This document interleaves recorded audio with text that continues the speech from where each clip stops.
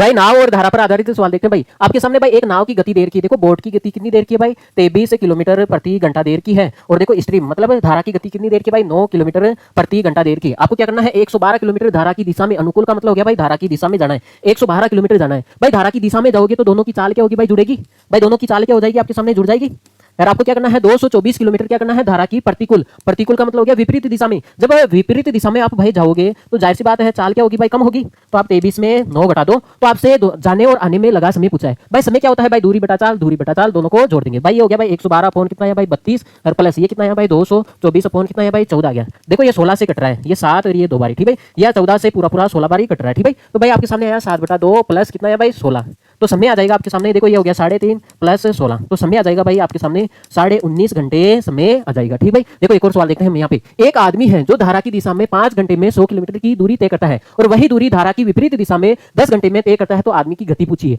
देखो मान लेते हैं जो मेन है आदमी है इसकी गति मान लेते हैं x किलोमीटर प्रति घंटा मान लेते हैं, और स्ट्रीम है मतलब धारा की गति मान लेते हैं भाई y किलोमीटर प्रति घंटा मान लेते हैं। मुझे एक बात बताओ, जब ये धारा की दिशा में जाएगा तो दोनों गतियां क्या होगी भाई, जुड़ेगी। तो चाल बराबर क्या होता है दूरी बटा समय। दूरी कितनी है भाई 100 किलोमीटर, समय कितना लग रहा है भाई 5, ठीक है।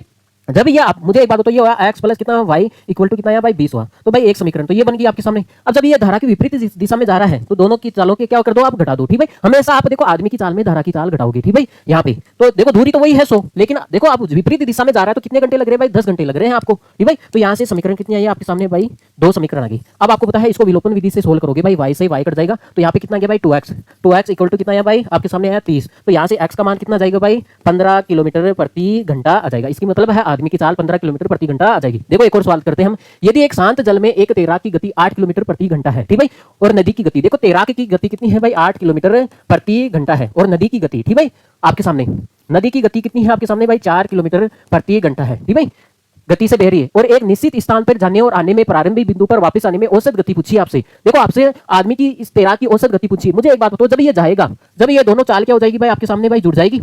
अब जब ये वापस आएगा तो दोनों की चाल क्या हो जाएगी भाई घट जाएगी, ठीक है। औसत गति पूछी है किसकी, आदमी की पूछी है। तो आदमी कितनी गति से चल रहा है भाई 8 किलोमीटर, तो 8 का भाग लगा देंगे भाई। ये हो गया 12 मल्टीप्लाई 1 9 भाई 4, ठीक भाई। तो ये आया 8, देखो ये 4 काट देगा इसको 2 बारी, 12 में 2 का भाग लगाओगे तो कितनी आ जाएगी भाई 6 किलोमीटर प्रति घंटा इसकी औसत गति आ जाएगी, ठीक भाई। ओके।